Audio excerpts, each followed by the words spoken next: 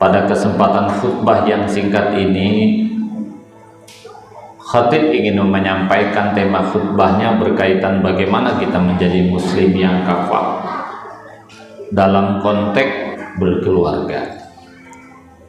Para jamaah,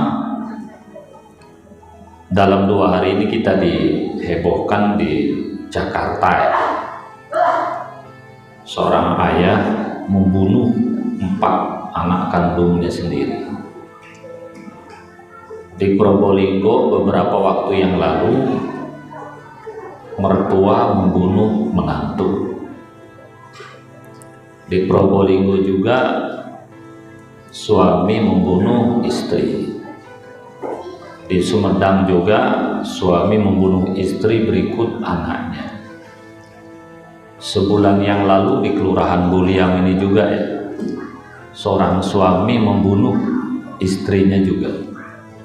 Kalau nggak salah di Perumahan Gentai, istrinya dokter, mantan kepala rumah sakit umum Medan.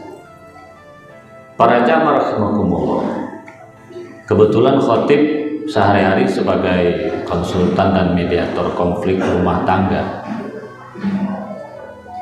Hal itu bisa terjadi kepada siapapun, termasuk kita. Bisa istri membunuh suami, suami membunuh istri, atau kita membunuh keluarga. Dan itu juga sering terjadi di Kota Batam. Dulu di Tanjung Uma pernah, di Tiban juga pernah, di Piayu juga pernah. Intinya di Batam juga sering terjadi. Para jamaah, bagi kita yang insannya muttaqin, pertama, apapun masalah yang menimpa rumah tangga, kita tidak akan gelap mata. Mengapa? Dalam agama, istri, anak ini disejajarkan dengan harta. Fitnah. Kalau kita memiliki harta dan anak tidak sesuai dengan harapan, itu disejajarkan dengan harta. Sabar, karena istri dan anak bagian dari dunia. Mungkin di antara kita memiliki anak yang kurang baik, memiliki istri yang kurang baik. Kita tidak usah galau, tidak usah sedih. Hakikatnya cinta yang tulus itu hanya Nabi kepada umatnya. Makanya menjelang akhir hayat Nabi mengatakan ummati, ummati. Yang kedua, hanya ibu kepada anak, bukan suami kepada istri, atau sebaliknya. Jadi kita jangan terlalu berharap. Para jamaah rahimakumullah, agar kejadian serupa dimanapun dan kapanpun, termasuk kita, tidak akan mengalaminya, apakah kita sebagai pelaku maupun sebagai korban. Pertama, kalaupun toh terjadi pertengkaran dalam rumah tangga, para jamaah rahimakumullah, kita jangan sampai mengucapkan kata-kata yang merendahkan istri maupun anak dengan sebutan-sebutan binatang, kata-kata kotor, disebut kamu nih anak yang orang tidak baik, intinya yang menyakitkan. Karena itu akan timbul dendam selesai pertengkaran itu sendiri. Maka itu harus dihindari sedapat mungkin. Yang kedua,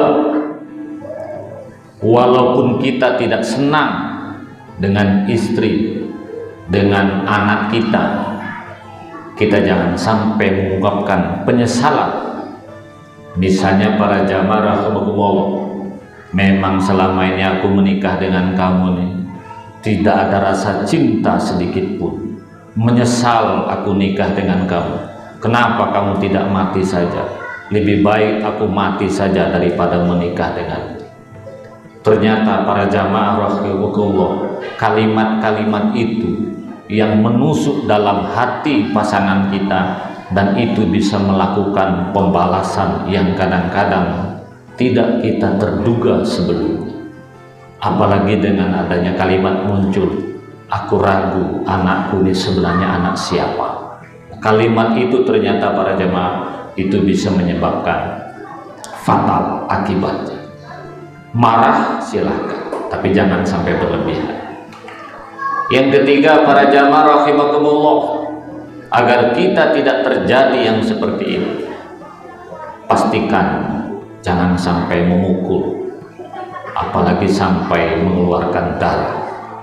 Memang dalam Islam suami boleh memukul istri, orang tua boleh memukul anak, tapi dalam konteks menegur, dalam konteks kasih sayang, dan pukullah pada tempat yang tidak membahayakan.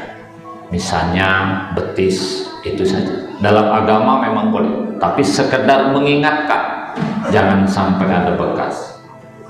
Para jamaah rahimakumullah, kemudian yang keempat yang harus kita hindari, jangan sampai kita mengkonsumsi minuman keras, alkohol, ekstasi, dan segala macam.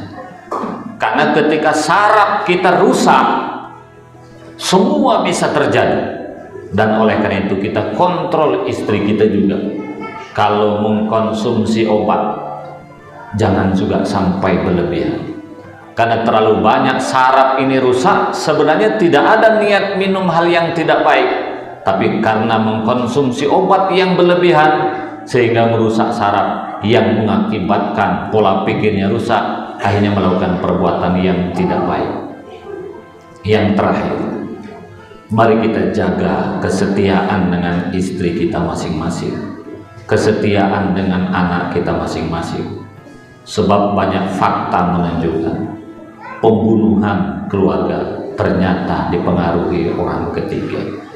Oleh karena itu para jamaah rahimakumullah, kalau kita memang sayang keluarga, sayang anak kita, mari kita pastikan dalam kehidupan kita, bimbing istri kita, bimbing anak kita akan tetap pada jalan yang benar.